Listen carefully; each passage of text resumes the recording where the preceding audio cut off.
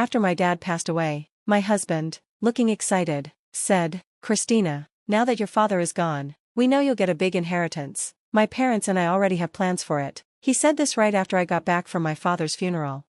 Without waiting, my mother-in-law added, "Sweetheart, I already paid for our trip to Italy. It's going to be amazing." As if that wasn't enough, my father-in-law smirked and said, "I just picked up my new BMW. It'll look great in the garage." For a moment, I was too shocked to speak. They were acting like my father's money belonged to them, but then I took a deep breath and said firmly, "You vultures, you won't get a single cent of my inheritance." They looked at me with shock and anger, as if I had ruined their dreams, but before they could say anything, I already had a plan. In the end, they were the ones begging for my forgiveness when I had the last laugh. But before I tell you everything, don't forget to like this video, subscribe to my channel, and turn on the notification bell. Hi, I'm Christina, and today I'm sharing a story that changed my life forever, a story of love, betrayal, and a twist of fate. It all started when I was a rebellious girl raised by an overprotective dad. After losing my mom at a young age, it was just the two of us against the world. My dad had strict rules: no late-night parties, no bad boyfriends, and always work hard. "Christina," he would say seriously, "you have to be strong because the world won't be kind to you." Back then, I would roll my eyes. I dyed my hair in crazy colors just to annoy him. I hung out with friends he didn't like. I did everything a rebellious teenager does. But one rule I never broke: keep my grades up and have a plan for the future. The only person who understood me was my Aunt Grace, my dad's younger sister. He saw the world in black and white, but she filled it with color. I always ran to her house after fights with my dad. "He's just afraid of losing you," she would say, handing me a cup of hot chocolate. "He lost your mom too soon, Christina. Fear makes people act in ways they don't mean to." I didn't realize then that her words about fear and loss would come back to me years later in a way I never expected. After high school, I got a scholarship to study accounting. Finally, I was free, or so I thought. That's when I met Jake, and like all love stories that turn into nightmares, ours started like a fairy tale. Jake was everything a girl could want: charming, smart, and with a smile that lit up the room. We met at a work event while we were both interns. "Casablanca," he said, quoting the famous movie. I replied with another quote from the film. It felt like we had known each other forever. "You're different from other girls," he told me that night, his eyes shining in a way that seemed romantic. Now I know it was something else, calculating. I fell hard for him. Jake seemed perfect, always surprising me with little gifts, remembering important dates, and getting along with my friends. But there were signs.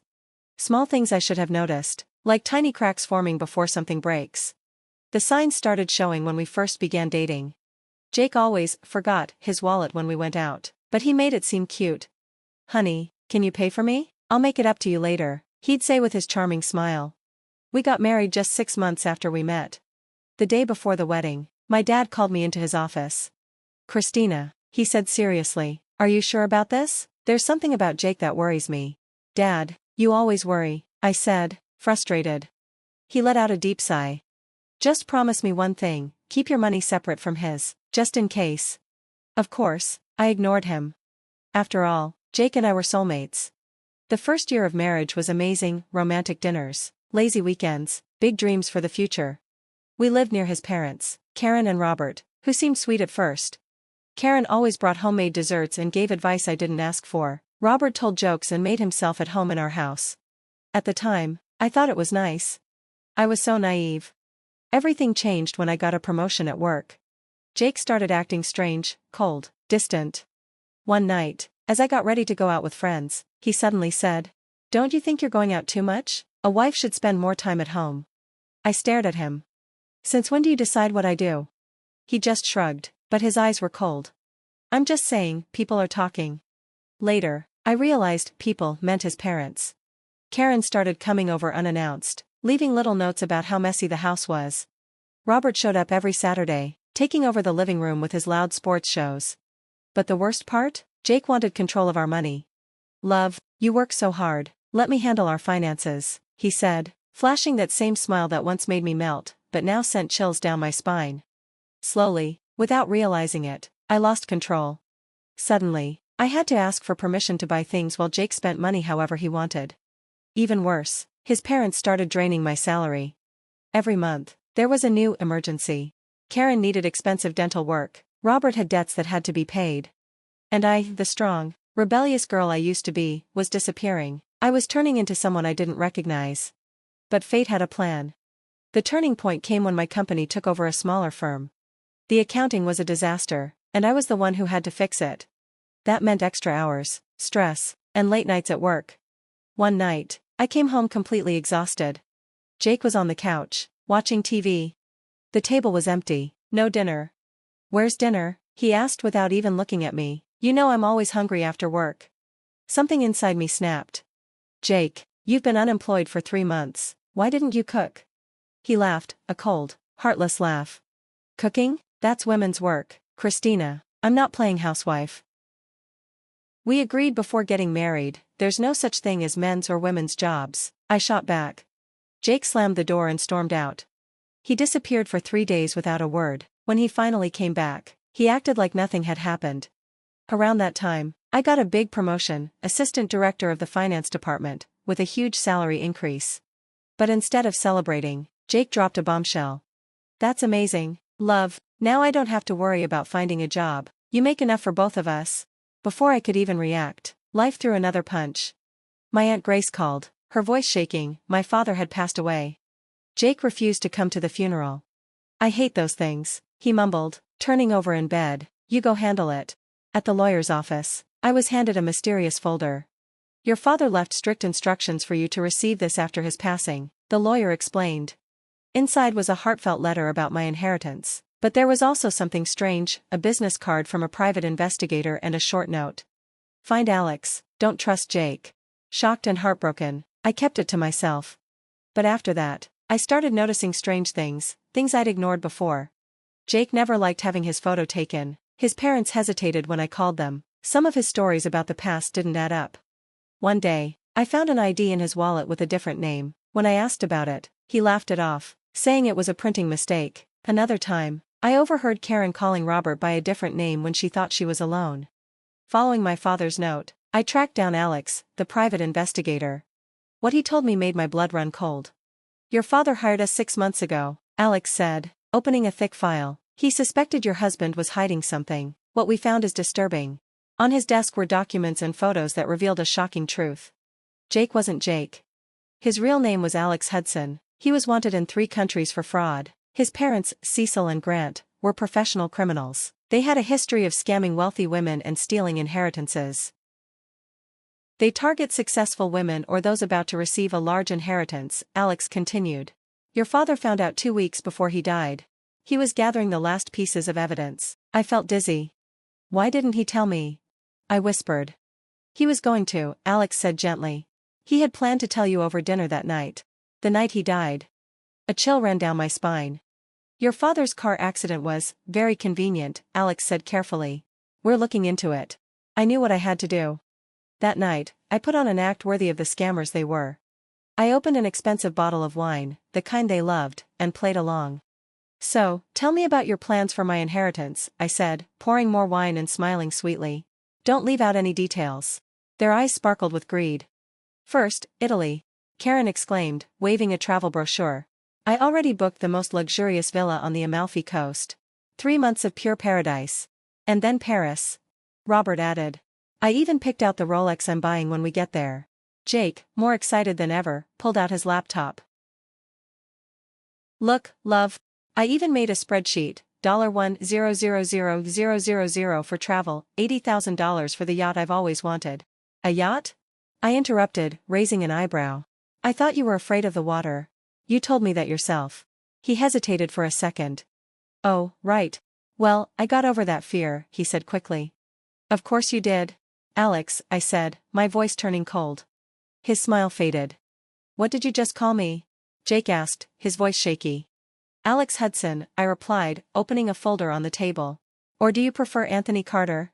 Matthew Silverstone? How many names have you used?" Karen jumped in, her voice as fake sweet as ever. "You seem very stressed, dear," she said, pouring more wine. "This morning, Robert and I were talking, and we thought maybe you should take a little break, a few months in a nice, quiet clinic to rest and clear your mind." I smirked. "Funny you mention that, Cecil. I actually found some very interesting papers about a clinic. But that's not all I found." Karen's hand shook. The wine glass slipped from her fingers and shattered on the floor. Let's talk about my father's death, I continued, throwing a pile of photos onto the table. Isn't it strange that he died right when he found out who you really are? Jake, Alex, took a step closer, his face full of fake concern. Love, you're confused. You need help. You're imagining things. Am I? I asked, pressing play on my phone. Karen's voice filled the room. The old man knows everything. We have to act fast before he tells her. All the color drained from their faces. Robert, Grant, moved toward me aggressively.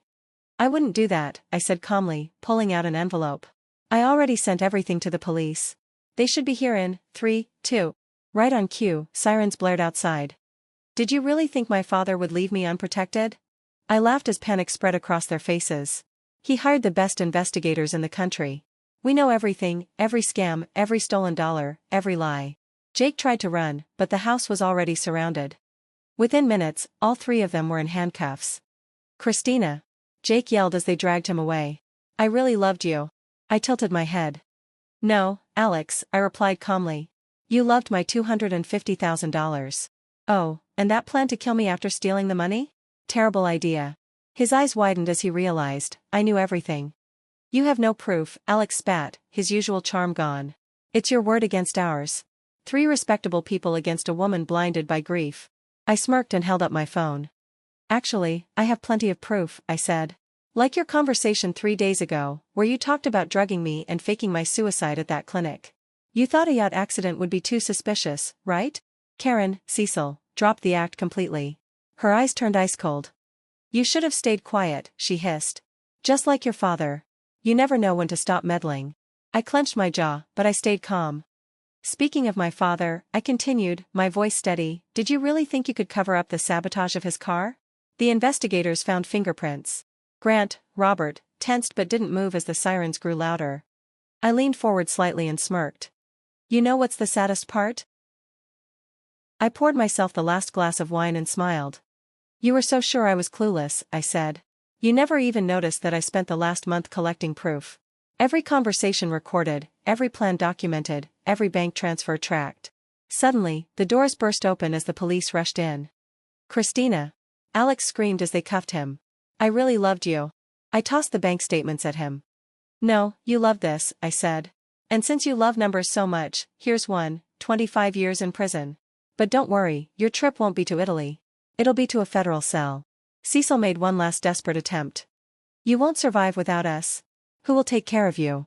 I laughed, really laughed, for the first time in months. My father always said I was too strong for my own good. I think he was right. As they were dragged away, I could hear Cecil crying about the lost villa, Grant swearing about his Rolex, and Alex, finally silent. That night, I sat alone in my house, opened a much better bottle of wine, and made a quiet toast to my father. Months passed. The trial was fast, there was too much evidence to argue against. It turned out that their happy family had left a path of destruction across Latin America, 7 women murdered, all following the same pattern, inheritance, marriage, accident. More survivors started coming forward. One of them, Zoe from Chile, reached out to me. You did what I was too scared to do, she told me. If you hadn't stopped them, they would have kept going. The sentencing was harsh. Alex got 30 years for fraud and premeditated murder. Cecil and Grant got 25 years each. No parole. No escape. On the last day of the trial, Alex made one last attempt. Christina, we can fix this. I've changed, I swear. I smiled. You were right about one thing, Alex, I did need therapy. To understand how I let myself be fooled for so long. But now? Now, I'm better than ever. With part of my inheritance, I created a foundation in my father's name, helping women escape financial fraud and abusive relationships. The rest? Well, let's just say I finally took that trip to Italy alone and free. Last week, I got a letter from prison. Alex was begging for forgiveness, claiming he had found God and changed. Attached was a request for money. I laughed so hard that coffee came out of my nose. That letter? It became confetti at my foundation's opening party. As I looked around at all the women, survivors like me, I realized something. Sometimes we go through hell just to find out how strong we really are. When I look in the mirror now, I don't see that rebellious girl who used to challenge her dad just for fun. I see a woman who honored his legacy by protecting others from the nightmare I lived through. And that money they all wanted? It's doing exactly what it should, turning pain into power. As for love? Let's just say I check criminal records before the first date now. If you're watching this and something about my story feels familiar, remember, sometimes what seems like love is just a trap. But also remember this, you are stronger than you think. And Dad, wherever you are, thank you for watching over me, even when I didn't know I needed it.